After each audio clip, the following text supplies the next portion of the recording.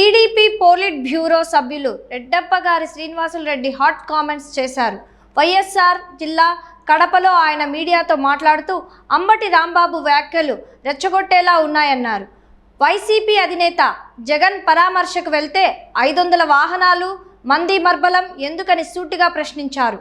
తాను మళ్ళీ అధికారంలోకి వస్తే అందరికత్తా చెప్తానంటూ జగన్ బెదిరిస్తున్నాడని, అయితే ఆయన బెదిరింపులకు ఎవడు భయపడరన్నారు. చెలో పోతిరెడ్డిపాడు కాదు, చెలో రాయలసీమ ఎత్తిపోతల అనే కార్యక్రమం చేపట్టాలని ఆయన ఎద్దేవా చేశారు. ఏదైతే శ్రీకృష్ణుడు భగవద్గీతలో చెప్పాడో విధ్వంసమే నవనిర్మాణానికి పునాదులని, ఈరోజు గత 5 సంవత్సరాల్లో జగన్మోహన్ రెడ్డి గారు చేసిన విధ్వంసం తర్వాత నవ్యాంధ్రప్రదేశ్కు పునాదులు పడుతున్నాయి.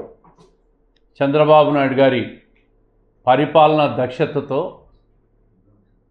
అదేవిధంగా రాష్ట్రానికి దేశంలోనే ప్రపంచ స్థాయి పెట్టుబడులు వచ్చే విధానంలో 25% పెట్టుబడులు వచ్చే దాంట్లో నారా లోకేష్ గారి కృషి, ఈ రెండిట్లో కూడా నవ్యాంధ్రప్రదేశ్ నిర్మాణానికి పునాదులు పడుతున్న సమయంలో వైఎస్ఆర్ కాంగ్రెస్ పార్టీ వాళ్ళు ఎక్కడ చూసినా రాష్ట్రంలో ఒక అరాచకం సృష్టించడం, వాళ్ళే ప్రొవోకేట్ చేయడం, ప్రజలను రెచ్చగొట్టడం, తెలుగుదేశం పార్టీ శ్రేణులు దౌర్జన్యం చేశారని చెప్పి ప్రజల్లోకి ఒక దుష్ప్రచారాన్ని తీసుకుపోయే పనిలో పట్టుకున్నారు. మన అంబటి రాంబాబు విషయంలో ఉద్దేశపూర్వకంగా ఆయన చేసిన వ్యాఖ్యలు తెలుగుదేశం పార్టీ శ్రేణులను రెచ్చగొట్టబడ్డాయని చెప్పి స్పష్టంగా చెప్పగలుగుతాం. ఆయన ఉద్దేశపూర్వకంగానే రెచ్చగొట్టి తన మీద దాడి చేయించుకొని ప్రభుత్వాన్ని దుష్ప్రచారం చేసి ప్రభుత్వం మీద దుమ్మెత్తిపోసే ప్రయత్నం చేశారు. ఎన్ని ప్రజలు గమనిస్తూ ఉన్నారు వైఎస్ఆర్ కాంగ్రెస్ పార్టీ ఏ విధంగా ప్రవర్తిస్తూ ఉంది. జగన్మోహన్ రెడ్డి గారి పర్యటన చూస్తున్నాం. పరామర్శకు పోయేటప్పుడు 500 కార్లు మందుల్లో మొబిలైజ్ చేసుకొని పోవాల్సిన అవసరం లేదు. ప్రశాంతంగా పోయి నీ బాధ్యతలు నువ్వు పరామర్శించిరా. దానికి ప్రజల్ని ఇబ్బంది పెట్టడం ఎందుకు, ట్రాఫిక్ ఇబ్బందులు పెట్టడం ఎందుకు, ప్రభుత్వాన్ని ఇబ్బంది పెట్టడం ఎందుకు, పోలీసులు వాళ్ళ డ్యూటీ వాళ్ళు చేస్తూ ఉంటే వాళ్ళ మీద విరుచుకుపడడం ఎందుకు? ఇవన్నీ ఒక ఉద్దేశపూర్వక కుట్రగా జరుగుతూ ఉంది రాష్ట్రం మీద. రాష్ట్రానికి పెట్టుబడులు రాకుండా, రాష్ట్రానికి పారిశ్రామికవేత్తలు పెద్ద పెద్ద పెట్టుబడిదారులు రాకుండా, అభివృద్ధి చెందకుండా ఈ రాష్ట్రాన్ని నాశనం చేయాలని ఏకైక లక్ష్యంతో ప్రతిపక్ష పార్టీ ఆ విధంగా దుష్ప్రచారం చేసి మళ్ళీ ప్రభుత్వం అధికారంలోకి మేము వచ్చేస్తాం 3 ఏళ్లలో, అప్పుడు చూస్తాం మీ కథ అని మాట్లాడుతూ ఉంటారు. 5 ఏళ్ళు మీకు అధికారం ఇచ్చారు, మీరేం చేశారో ప్రజలు చూశారు. మళ్ళీ కళ్ళు మూసుకొని తెరిస్తే మళ్ళా 3 ఏళ్ళు అయిపోతుంది, ఇప్పుడు 2 ఏళ్ళు అయిపోయింది, మళ్ళీ మేము వస్తాం, పోలీసులు కథ చెప్తాం, మీ కథ చెప్తామని మాట్లాడుతూ ఉంటారు. ఎప్పుడూ ప్రతిపక్ష పార్టీ మీద, అవతల పార్టీ మీద విరుచుకుపడ్డము, మిమ్మల్ని అణిచివేస్తానడము, ఒక భయానక వాతావరణాన్ని క్రియేట్ చేయడం తప్ప 5 సంవత్సరాల మీ పాలనలో జగన్మోహన్ రెడ్డి గారు ఏమి చేశారని చెప్పి నేను అడుగుతాను. నిన్న పోతిరెడ్డిపాడుకు పోయినారు రాయలసీమ నాయకులంతా. మీరందరూ పోవాల్సింది పోతిరెడ్డిపాడుకు కాదు. జగన్మోహన్ రెడ్డి గారు ముఖ్యమంత్రి అయిన తర్వాత శాంక్షన్ చేసిన రాయలసీమ లిఫ్ట్ ఇరిగేషన్ ప్రాజెక్టు ఆయన హయాంలో అధికారం లేకొచ్చిన 5-6 నెలల్లోనే జీవోలు ఇచ్చి మొదలుపెట్టాడు. 4-5 సంవత్సరాల కాలం ఇస్తే దాన్ని ఎందుకు పూర్తి చేయలేకపోయినారని చెప్పి రాయలసీమ వైఎస్ఆర్ కాంగ్రెస్ పార్టీ వాళ్ళు జగన్మోహన్ రెడ్డి గారిని అడగండి, మీ మాజీ ముఖ్యమంత్రి గారిని అడగండి. అడగాల్సింది మమ్మల్ని కాదు.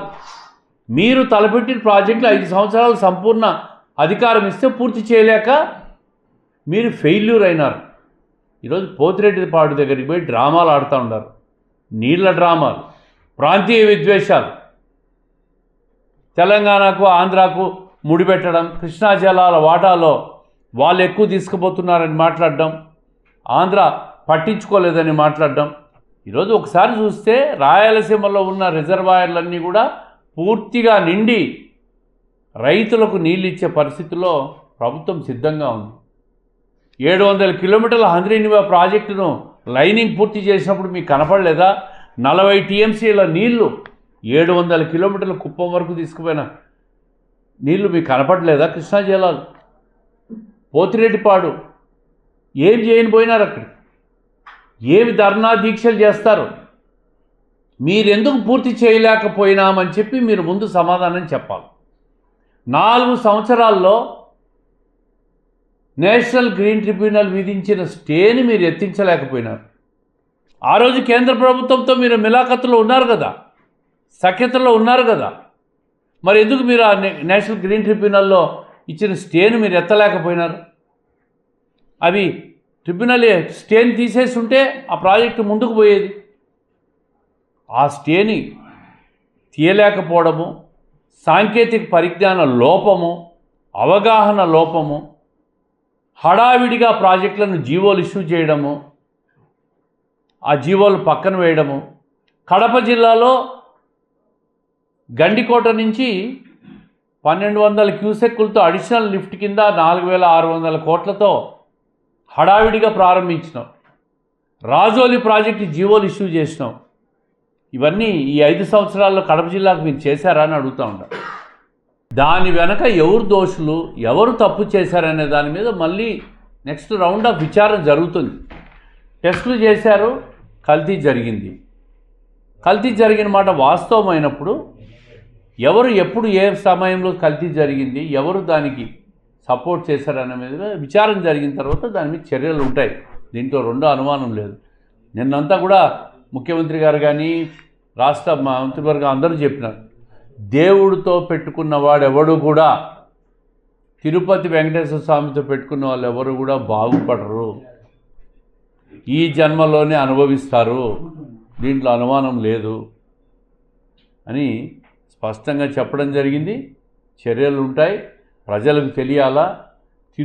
తిరుపతిని కూడా అపవిత్రం చేసిన ప్రభుత్వం, దానికి బాధ్యత ఎవరంటే అది గత ప్రభుత్వ పెద్ద జగన్మోహన్ రెడ్డి గారే.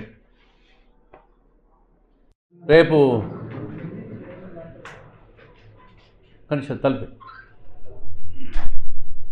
రేపు తెలుగుదేశం పార్టీ జిల్లా నూతన కమిటీ ప్రమాణ స్వీకారం ఉంది. నేను 12 సంవత్సరాలు తెలుగుదేశం పార్టీ జిల్లా అధ్యక్షునిగా బాధ్యతలు స్వీకరించిన తర్వాత, పూర్తి చేసిన తర్వాత నూతన కార్యవర్గాన్ని ప్రభుత్వం ప్రకటించడం, పార్టీ ప్రకటించింది. భూపేష్ రెడ్డి గారు అధ్యక్షుడిగా కార్యవర్గం ప్రమాణ స్వీకారం. పార్టీకి కొంత యువత, కొంత నూతన జవసత్వాలు తీసుకొచ్చేదానికి ఏర్పాటు చేసిన కమిటీ రేపు తెలుగుదేశం పార్టీ కార్యాలయంలో జరుగుతుంది. దానికి ఇన్ఛార్జ్ మంత్రి సవితమ్మ గారు కూడా హాజరవుతారు. జిల్లా నుంచి అందరు ఎమ్మెల్యేలు, మిగతా నాయకులందరూ కూడా హాజరై ఆ కార్యక్రమాన్ని విజయవంతం చేయాల్సిందిగా ప్రతి ఒక్కరిని కోరుకుంటూ, ప్రతి తెలుగుదేశం పార్టీ శ్రేణులు జిల్లా వ్యాప్తంగా వచ్చే కార్యక్రమాన్ని విజయవంతం చేయండి అని చెప్పి మనస్ఫూర్తిగా కోరుకుంటున్నాను.